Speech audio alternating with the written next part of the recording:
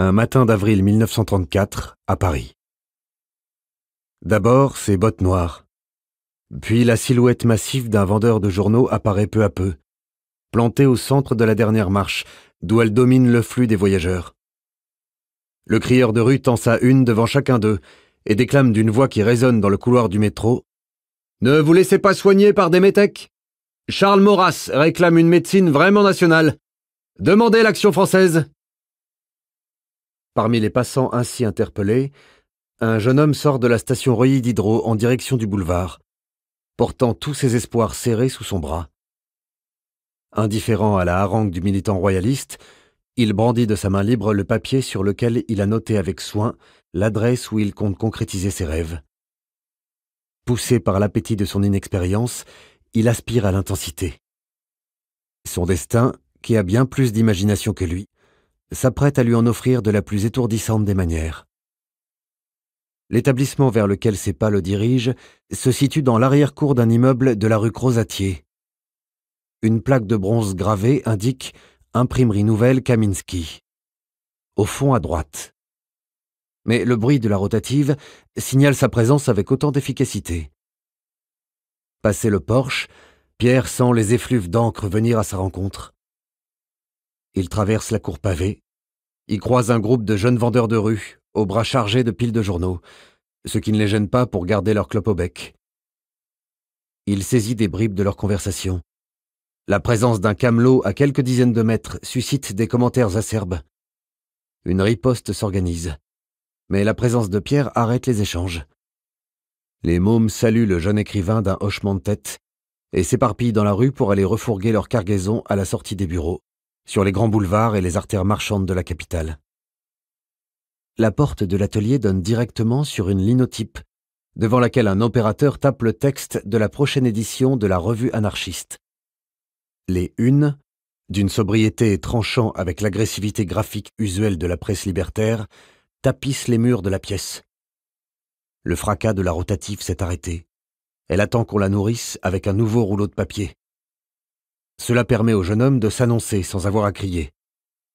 Il tient à la main une épaisse liasse de feuillets dactylographiés. Son premier roman, fruit d'une année de nuits courtes, et dans lequel on peut lire, au-delà de ses maladresses, un condensé saisissant de ses idées et de ses illusions. Le chef d'atelier, aux mains et à la salopette tachée d'encre, envisage d'un air goguenard ce jeune garçon pâle et blond, perdu dans son costume mal taillé d'employé aux écritures. Il n'a pas le profil habituel des clients de l'imprimerie, et encore moins celui de ses salariés. Pierre lui tend son texte d'une main qu'il espère assurer. « Bonjour monsieur, je suis Pierre Semprin. Je travaille aux éditions De Noël et Style. On m'a conseillé de venir vous voir pour faire imprimer mon premier roman. 200 exemplaires, si c'est possible. Ce serait pour l'envoyer aux journalistes et aux éditeurs. Pour me faire connaître. » Le chef d'atelier siffle entre ses dents en frottant ses paumes sur son bleu de travail. « Mazette! De Noël et Style? C'est vous qui éditez Céline, c'est ça? C'est pas rien, Céline. C'est solide. Si votre bouquin ressemble à ça, ce sera pas mal. Excusez-moi, je peux pas vous le prendre maintenant, mes mains sont sales, dit-il en montrant ses larges paluches maculées de noir malgré l'essuyage. Posez-le donc là, sur l'établi de typo. Les singes n'y toucheront pas. La typo, on n'en fait presque plus. Vous le connaissez, Ferdinand? Oui, bien sûr, ment le jeune homme, qui n'a en tout et pour tout croisé qu'une fois le médecin fébrile dans un café de l'avenue de la Bourdonnais. Vous lui direz de la part de Lucien Kaminski qu'il en a dans le ciboulot et dans le calbut. Je n'y manquerai pas. Vous pouvez me dire combien ça me coûterait de faire imprimer 200 exemplaires? Demande Pierre en essayant de trouver un coin dégagé et à peu près propre sur l'établi, afin d'y poser son manuscrit. Ah, vous savez, jeune homme, c'est pas tant la quantité qui coûte, c'est la composition.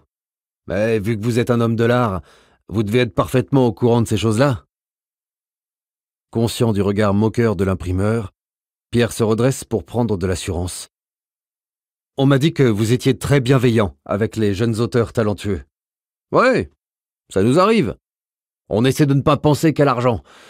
Pour le talent, on verra, répond l'imprimeur en désignant la pile de feuilles.